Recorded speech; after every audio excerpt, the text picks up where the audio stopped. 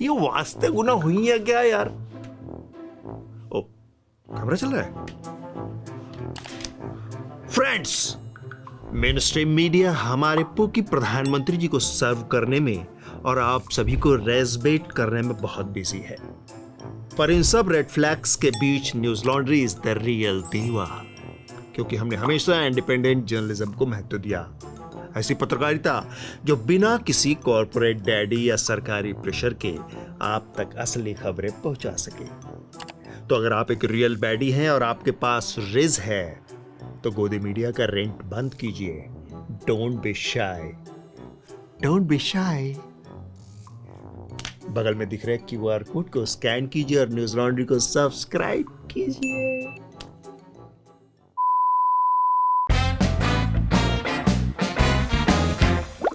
नमस्कार, एक और टिप्पणी के साथ मैं अतुल चौरसिया।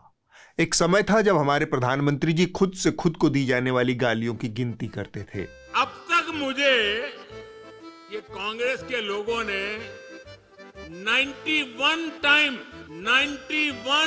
अलग अलग गालियां दी है और उनके साथ उनके दरबारी गवैये भी गिनती का गाना गाते रहते थे। मौत के सौदागर से गद्दार तक पीएम मोदी को दी गई गालियों की संख्या अब 130 जा पहुंची है।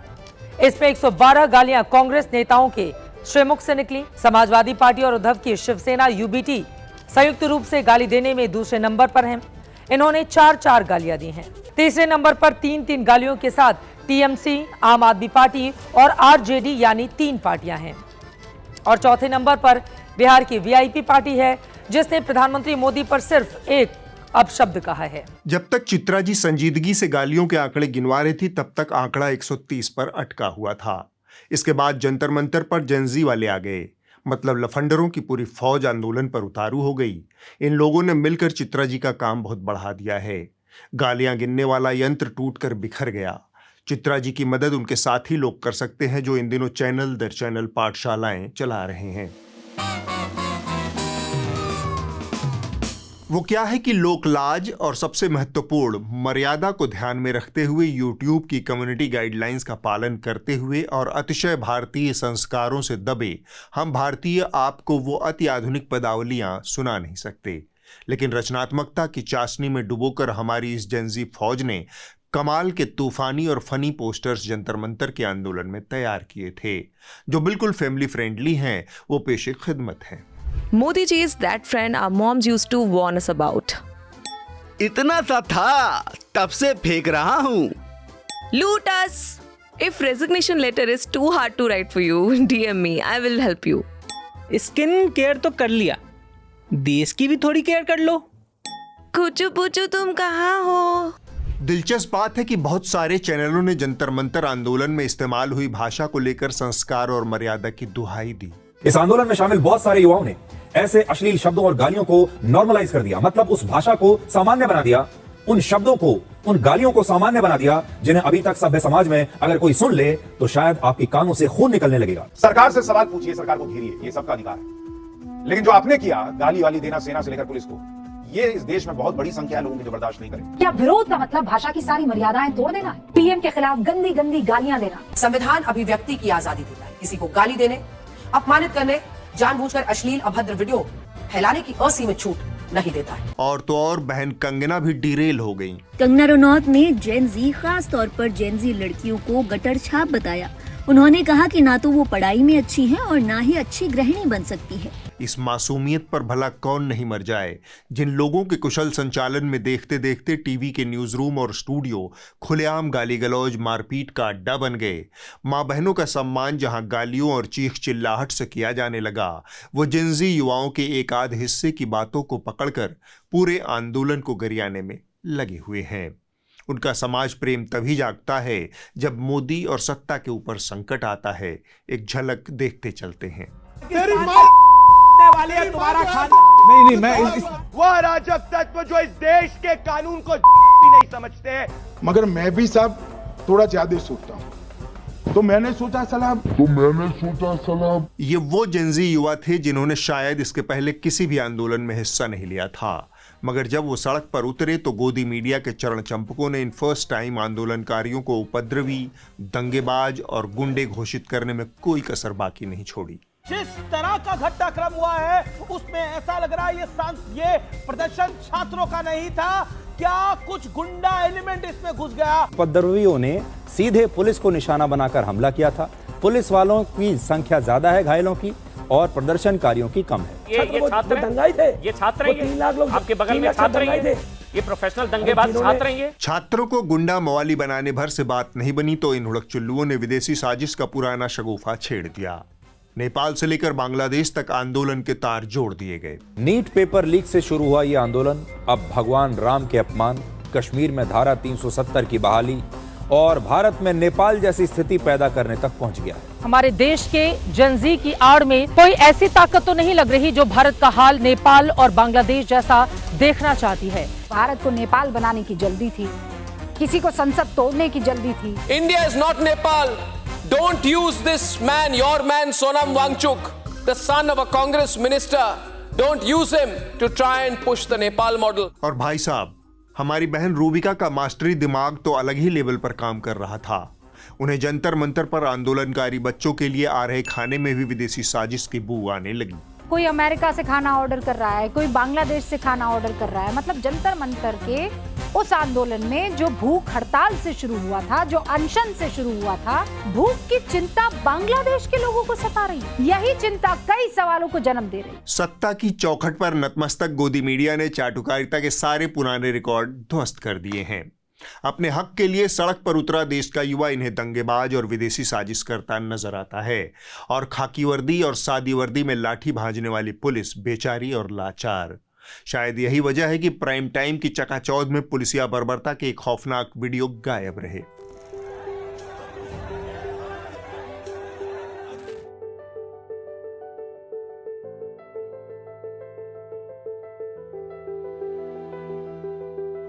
लड़की को थप्पड़ मारा है, लड़की को थप्पड़ मारा है इन्होंने अभी।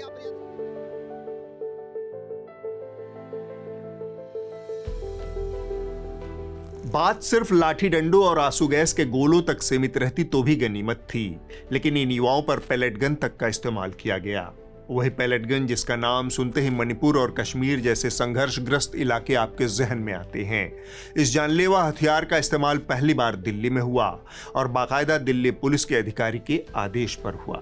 थाने के रिकॉर्ड में दर्ज एंट्री के मुताबिक मौके पर तैनात एक डिप्टी पुलिस कमिश्नर और सीआरपीएफ के डिप्टी कमांडेंट के आदेश के बाद कम से कम 2 राउंड पैलेट गन से फायर किए गए थे। दूसरी तरफ बिहार है। बिहार पुलिस ने बर्बरता में सबको पीछे छोड़ दिया। सीवान की वह तस्वीर आप सबने देखी होगी जिसमें पुलिस का जवान पेपर लीक का विरोध कर रहे छात्रों पर AK-47 राइफल से फायर करता दिख रहा है।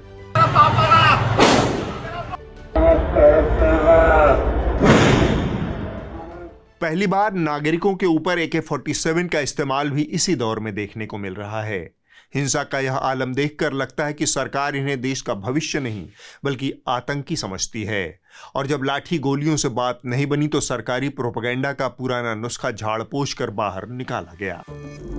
हाथों में तख्तियां, आंखों में सुनहरे भविष्य का सपना और संदेश बिल्कुल स्पष्ट। सपने धरने से नहीं, पढ़ने से पूरे होते हैं। कड़ी मेहनत रंग लाई, सपनों को नई उड़ान मिली। न्यूज एजेंसी IANS ने सरकार के साथ कंधे से कंधा मिलाकर ऐसा खेल रचा कि सीधे नीट क्वालिफाइड बच्चों से ही कैमरे पर कहलवा दिया, साहब जंतर मंतर पर पेपर लीक के खिलाफ चल रहा आंदोलन छात्रों का गुस्सा नहीं बल्कि भयंकर पॉलिटिक्स है। जिस तरह अभी प्रोटेस्ट चल रहा है उस तरह वो बिल्कुल पॉलिटिकल रिलेटेड लग रहा है, तो उसके रिलेटेड मैं उसका समर्थन नहीं करती हूँ। हमें तो तब तक अच्छा लग रहा था जब तक ये पेपर लीक को लेके हो रहा है या फिर फेयर एग्जामिनेशन को लेके हो रहा है, बट अगर ये पॉलिटिकल इश्यूज या फिर रीजन से जुड़ रहा है तब फिर मैं इसके कम्प्लीटली अगेंस्ट हूँ। अभी जो दिल्ली में प्रोटेस्ट हो रहा है वो धीरे धीरे पॉलिटिकल साइड में जा रहा है। बहुत सारे अलग अलग पार्टी के बड़े बड़े लीडर सब उसमें अपना सपोर्ट गेन कर रहे हैं। ये पूरा पॉलिटिकल होते जा रहा है, जो एकदम सही नहीं। मैं इसका समर्थन नहीं अभी करूंगा क्योंकि पॉलिटिकल हो जा रहा है। दिल्ली में जो प्रोटेस्ट चल रहा है वो स्टूडेंट्स के लिए जो भी मतलब किया जा रहा है, आई सपोर्ट की मतलब लीक नहीं होना चाहिए पेपर और जो भी एजुकेशन रिफॉर्म है वो आना चाहिए, बट मैं उसके अराउंड जो पॉलिटिक्स हो रहा है उसको सपोर्ट नहीं करता हूँ। दुष्प्रचार का शिकार बनाए जा रहे इन मासूम बच्चों को क्या किसी ने यह कड़वी सच्चाई बताई कि बीते 12 सालों में इस देश के भीतर करीब 116 पेपर लीक हो चुके हैं और इस लीकेज का खामियाजा किसी नेता या अफसर के बच्चे नहीं बल्कि देश के 7 करोड़ से ज्यादा युवाओं ने भुगता है। लेकिन गोदी चैनल्स आपको यह सच कभी नहीं दिखाएंगे क्योंकि उनका काम युवाओं को न्याय दिलाना नहीं बल्कि सिस्टम के लीकेज छुपाना है। I will defend the Prime Minister of my India. Why will I not defend the Prime Minister of my India? खैर, सरकार की प्रोपेगेंडा मशीनरी कितना भी तेल पॉलिश कर लेती, काम कुछ नहीं आया। धर्मेंद्र प्रधान को इस्तीफा देना ही पड़ा। अब प्रधान जी का जाना था कि हमारे तिहाड़ शिरोमणि की छाती पर सांप लौटने लगे, बाकायदा रील बनाकर ज्ञान ठेलने लगे। अरे सरकार चाहती तो डंडे मार के इन उपद्रवियों को खदेड़ देती, पर देखिए कितनी दयालु सरकार है। बहुत सारे लोग ये कहते हैं कि ये जो सरकार है ये तानाशाह है। अब सोचिए, अगर ये तानाशाह सरकार होती तो चाहती तो डंडे मार के यहाँ से इन सारे प्रोटेस्टर्स को भगा सकती थी, सख्ती कर सकती थी, एक और लाठी चार्ज हो सकता था, बहुत सारी चीजें हो सकती थी, लेकिन ऐसा नहीं हुआ। जी हाँ, लाठियां तोड़ दी, आंखों में आंसू गैस भर दी, पैलेट गन की बौछार कर दी, यहां तक कि AK-47 तक तान दी, लेकिन हमारे तिहाड़ शिरोमणि की प्यास फिर भी नहीं बुझी। उन्हें लग रहा है कि सख्ती थोड़ा कम रह गई। ये कैन डू जनरेशन है। और सब कुछ के बाद जब धर्मेंद्र प्रधान का इस्तीफा हो गया, उसके बाद जो हुआ वह न भूतो न भविष्यति टाइप है।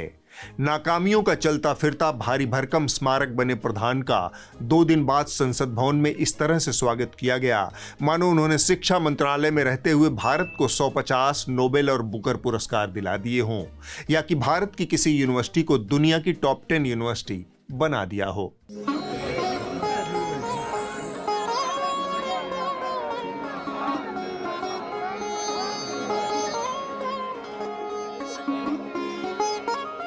पूरा भारत जानता है कि आप सिर्फ एक ही व्यक्ति को दुनिया का नंबर 1 बना सकते हैं, इन भाई साहब को।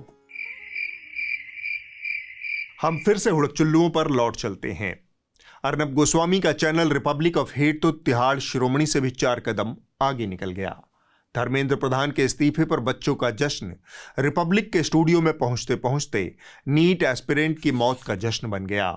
युवाओं की इस खुशी को इन्होंने विदेशी ताकतों से मिला तोहफा घोषित कर दिया। नेहा बोरा का अल्ट्रा प्रो डांस बता रहा है कि उन्हें राष्ट्र के खिलाफ काम करने का कोई बहुत बड़ा इनाम विदेशी ताकतों से डिलीवर हो चुका है। क्या विदेशी फंडिंग से ही पार्टी का खर्चा उठाया गया? क्या राष्ट्र विरोधी जश्न में विदेशी ताकतें भी शामिल थी? बहरहाल रिपब्लिक की इस चाटुकारिता पर हम क्या ही टिप्पणी करें। अर्नब बाबू अपने जमीर और अपनी पत्रकारिता की हैसियत हमसे और आपसे कहीं बेहतर जानते हैं। हाँ, हम बुरे पत्रकार हैं। वैसे स्टूडियो में जब साजिशों का गुलदस्ता मुरझाने लगे तो उसे ताजा बनाए रखने का सबसे नायाब तरीका है उस पर झमाझम सूत्रों की बारिश कर दो। अब सूत्रों के हवाले से अचानक एक सनसनीखेज खबर तैरने लगी कि 20 जुलाई को चलो संसद मार्च के दौरान जंतर मंतर पर पुलिस को 2873 ऐसे संदिग्ध दिखे जिनका क्रिमिनल बैकग्राउंड है। इनमें से 989 पर तो हत्या, डकैती और किडनैपिंग जैसे भारी भरकम मुकदमे दर्ज हैं।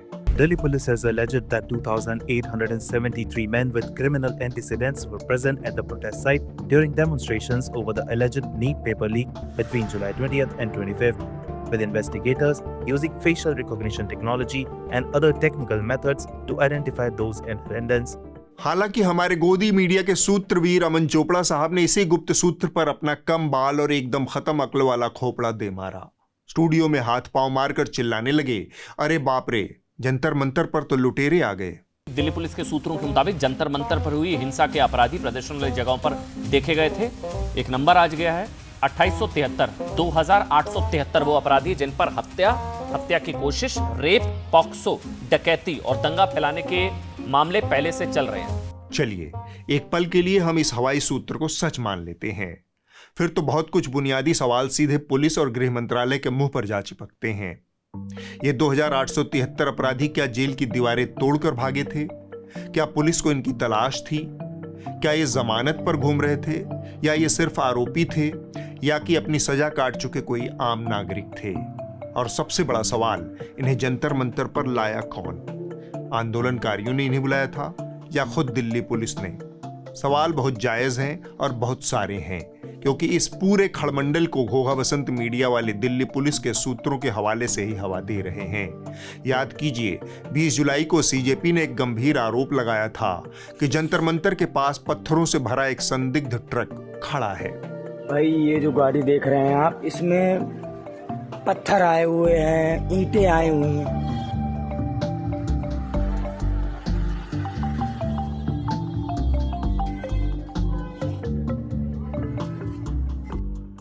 न्यूज लॉन्ड्री की टीम ने जब इस रहस्यमय ट्रक की खोजबीन की तो होश उड़ा देने वाली जानकारी सामने आई।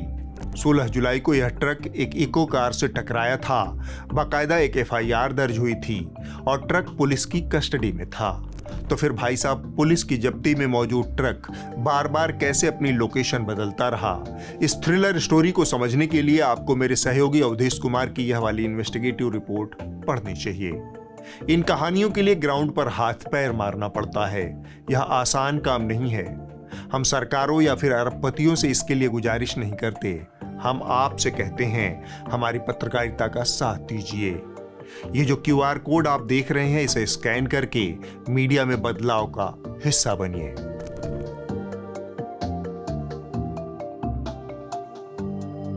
अगर आपने अब तक सब्सक्राइब कर लिया है तो फिर एक छोटी सी कहानी सुना देता हूं। राह चलते दिल्ली की एक सड़क पर कुछ युवा हमारे सीईओ अभिनंदन सेखरी से टकरा गए। कार पर पे टू कीप न्यूज फ्री का स्टिकर देखकर उन्होंने अभिनंदन को इस बात की बधाई दी कि आप न्यूज लॉन्ड्री के सपोर्टर हैं। तो हमने सोचा क्यों न ये स्टिकर आप सब तक पहुंचाया जाए। तो आपको कुछ नहीं करना है। अगर आप हमारे वर्तमान सब्सक्राइबर हैं तो subscription@newslaundry.com पर आप हमें एक लाइन का छोटा सा मेल भेज दीजिए। और अगर आप सब्सक्राइबर नहीं हैं तो निराश मत होइए, स्टिकर आपको भी मिलेगा। बस आप न्यूज लॉन्ड्री को सब्सक्राइब कर लीजिए और 2 फायदे एक साथ उठा लीजिए, मुफ्त का स्टिकर और सब्सक्रिप्शन पर 20% की छोटी सी छूट। बाकी अगर आपको यह जानना है कि मोदी जी की रील इंटरनेट पर कैसे गर्दा उड़ाती है तो उसके लिए आपको सूत्रवीर अमन चोपड़ा के पास जाना चाहिए। मोदी जी गर्दा उड़ा दिए साहब, कैसे सुनिए और समझिए। पिछले 24 घंटे में प्रधानमंत्री नरेंद्र मोदी की रील ने व्यूअरशिप का नया वर्ल्ड रिकॉर्ड बना दिया। पूरी दुनिया में किसी रील को एक दिन में इतने व्यूज नहीं मिले आज तक। चापलूसी का कोटा सारे हुड़कचुल्लुओं के लिए तय है, उसे किसी भी विधि से पूरा करना होता है। तो अमन चोपड़ा ने अपना कोटा पूरा करने के लिए मोदी जी के पोस्ट के लाइक गिरना शुरू कर दिया। गर्दे का तो पता नहीं, मगर धूल जरूर उड़ी, और वो धूल उड़ी है हमारी इस जेनजी के स्टीरियोटाइप छवि से।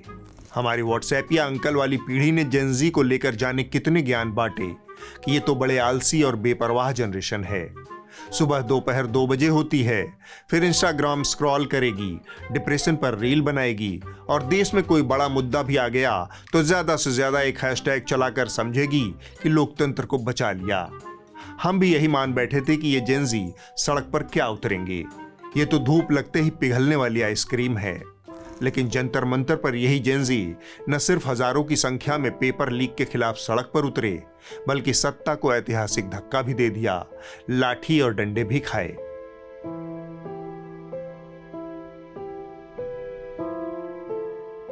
आपने ड्रोन का यह नजारा देखा। ये वही बच्चे हैं जिनके बारे में कहा जाता था कि इन्हें सिर्फ स्क्रीन टच करना आता है, जमीन टच करना नहीं। भाई साहब, इन्होंने ऐसा तूफानी आंदोलन रचा कि मोदी जी को आधी रात माय फ्रेंड वाला पोस्ट डालना पड़ गया। फ्रेंड्स, मैं जानता हूं कि पेपर लीक ये कोई मामूली विषय नहीं है। लाखों विद्यार्थी और उनके अभिभावकों के लिए बहुत ही पीड़ादायक है। सरकार को इस डिजिटल फौज से निपटने का तरीका नहीं सूझ रहा था, लेकिन इस आंदोलन की सबसे बड़ी बात सिर्फ भीड़ नहीं थी, सबसे बड़ी बात थी इस जनरेशन का सिविक सेंस।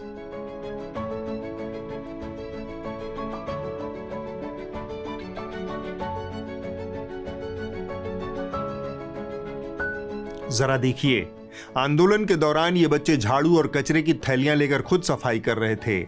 हमारे यहां आंदोलन का मतलब अक्सर यही समझा जाता है कि 2 बसें जलाओ, 4 बैरिकेड तोड़ो, 5 टायर फूको, पूरा इलाका धुआं धुआं कर दो और फिर घर चले जाओ। लेकिन इन युवाओं ने बताया कि सिस्टम से लड़ना और शहर को गंदा करना दोनों अलग अलग बातें हैं। पूरे आंदोलन में न बसें जली, न सार्वजनिक संपत्ति को नुकसान हुआ और न ही किसी दुकान का शीशा फूटा। उल्टा अपना कचरा भी ये खुद उठा कर ले गए। वैसे इस जनरेशन का इतिहास भी बड़ा दिलचस्प है। यह वो बदनसीब या कहें खुशकिस्मत पीढ़ी है जिसने न तो स्कूलों में टीचरों के लात घूसे खाए, न ही घरों में माँ बाप के चप्पलों वाले संस्कार झेले। मतलब हिंसा से इनका कम ही नाता रहा। मगर जुल्मी सिस्टम का कमाल देखिए, जिन्होंने कभी माँ बाप की डांट नहीं सुनी थी वो सीधे पुलिस की लाठियां और वाटर कैनन सह गए। और बदला कैसे लिया? पत्थरबाजी या फिर तोड़फोड़ से नहीं, गाड़ियां जलाने से नहीं, बल्कि ऐसे ऐसे कातिलाना मीम्स, न्यू एज गालियों और रील्स से कि सामने वाले का जमीर खुद ब खुद शर्मिंदा हो जाए। प्लीज अंकल, नाश्ते करना है। मैं हल्कू हूँ रे, धर्मेंद्र प्रधान का इस्तीफा मांगने आया हूँ रे।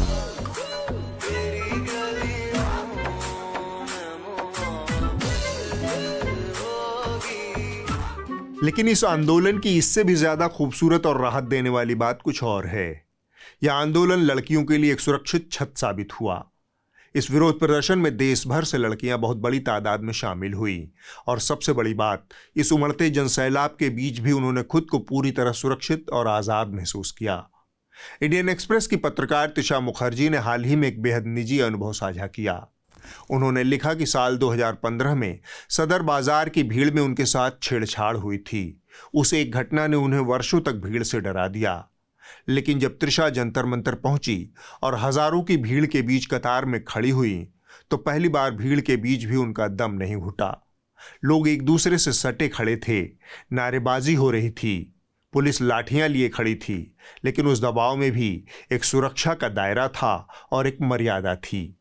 त्रिशा ने लिखा कि जीवन में पहली बार किसी भीड़ में उन्हें लगा कि वो सांस ले पा रही हैं, सुरक्षित हैं। वाकई जेनजी के आंदोलन की यह सबसे बड़ी जीत है, क्योंकि जिस देश में बहन बेटियों को बस और ट्रेन की भीड़ अदृश्य बलात्कारी की तरह डराती है, वहां अगर कोई विरोध प्रदर्शन उनके लिए भी सुरक्षित पनाहगाह बन जाए तो समझ लीजिए कि वह आंदोलन सिर्फ सरकार से नहीं, समाज से भी संवाद कर रहा है। संस्कृत और संस्कृति को बचाने के लिए नए नए जियाले मैदान में आ चुके हैं। संस्कृत हमारी संस्कृति की एक पुरानी पहचान है। इसे हम ओछी हंसी मजाक और सोशल मीडिया की पश्चिम वाली प्लानिंग का शिकार नहीं बनने दे सकते। और यह देखकर एक कड़कती हुई आकाशवाणी हुई। लवड़ेन भोज्यम। 2 शब्दों वाले भाई ने कहा कि वो संस्कृति को बचाएंगे और संस्कृति को बचाने के लिए संस्कृत को बचाना जरूरी है। और फिर इस तरह से उन्होंने संस्कृत को बचा लिया। एक बहुत ही सुंदर श्लोक है, मैं पढ़ के सुनाता हूँ। अंगेण गात्रम। क्या बोला तूने? नयनेन वस्त्रम। क्या बोले, मैं समझा नहीं। न्यायेन राज्यम। लवड़ेन भोज्यम। लवड़ेन भोज्यम। यही देश का दुर्भाग्य है। जो ठीक से संस्कृत की 2 लाइनें नहीं पढ़ पा रहा, वह संस्कृत को बचाने का दावा कर रहा है। जिसके शिक्षा पर सवाल है, वो शिक्षा को बचाने का दावा कर रहा है। और इस चक्कर में पूरे देश का हो चुका है लवड़ेन भोज्यम। तोबा तोबा, ये क्या बोल रहे हैं मियाँ? गुल्लू भाई के लिए यह श्लोक मैं ही पढ़ देता हूँ। अंगेन गात्रम नयने वक्त्रम न्यायेन राज्यम लवणेन भोज्यम।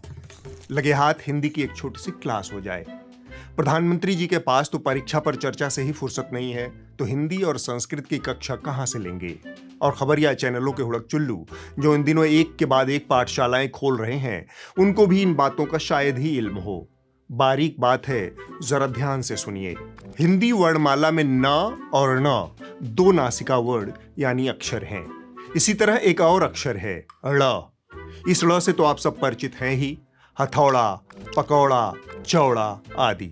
मुझे पता है तुम लोगों के दिमाग में क्या चल रहा है। गलती से भी उस दिशा में आगे मत बढ़ना, वरना कूट दिए जाओगे। गलती बस नाजानकारी में या फिर लापरवाही में प्रधानमंत्री जी से यही चूक हो गई। उन्होंने अपने श्रीमुख से न की जगह ड़ उच्चारित कर दिया। लवणेन भोज्यम। इस तरह से यह श्लोक कथा से किंवदंती बन गया। वर्तनी की शुद्धि अशुद्धि आप बरतते चलिए, मित्र गुल्लू को संस्कृति बचाने दीजिए। उन्हें भाषा से क्या लेना देना। तो न और न का उच्चारण स्थान और वर्तनी का नियम बिल्कुल अलग अलग है। न दंत्य वर्ण है, इसका उपयोग करते समय जीभ का अगला सिरा सामने के दांतों को छूता है, जबकि न का उच्चारण करते समय जीभ मुड़कर ऊपर वाले तालू को छूती है। यह मुख्यतः संस्कृत के तत्सम शब्दों में इस्तेमाल होता है, जबकि न का प्रयोग तद्भव, देशज और सामान्य हिंदी शब्दों में होता है। अब ये तत्सम और तद्भव क्या होते हैं, इसके लिए आप AI का इस्तेमाल कर लेना, या फिर किसी दिन इसी तरह की एक और छोटी सी कक्षा लगेगी। अब आप इस हफ्ते की रिपोर्ट देख लीजिए। कही जा रही थी बातें कि अंदर में भी सोशल डिस्टेंसिंग। इस हफ्ते की रिपोर्ट बीबीसी हिंदी से है। आज भी इस देश में कई लोगों के लिए जाति सिर्फ एक पहचान नहीं बल्कि रोजमर्रा का अनुभव है। भेदभाव की यही कहानियां अक्सर सुर्खियां बनकर गुजर जाती हैं। ऐसे माहौल के बीच कुछ दलित कलाकार अपनी कला को प्रतिरोध की भाषा बना रहे हैं। मेरा नाम नवीन है और मैं एक म्यूजिशियन हूँ, एक रैप आर्टिस्ट। आई राइट पोइट्री। मैं वो सब बातों के बारे में बात करता हूँ जो मुझे जिंदा बनाती हैं। मैं तो एक ऐसी कम्युनिटी से आता हूँ और अगर किसी को लगता है ना कि वो ऐसे होते हैं या ऐसे दिखते हैं तो मुझे देख लो मैं कैसा दिखता हूँ। जैसे मुझे कई लोग पूछते हैं कि आप दलित हो, आप दलित लगते नहीं हो, तो मैं उनसे पूछती हूँ कि कैसे लगते हैं दलित, कैसे होते हैं? क्या हमारे सींग लगे होते हैं या हमारे चेहरे पे कुछ अलग सा रंग होता है जो उन्हें पता चल जाता है कि ये दलित है? अगले के अगले हफ्ते होगी एक और टिप्पणी। नमस्कार।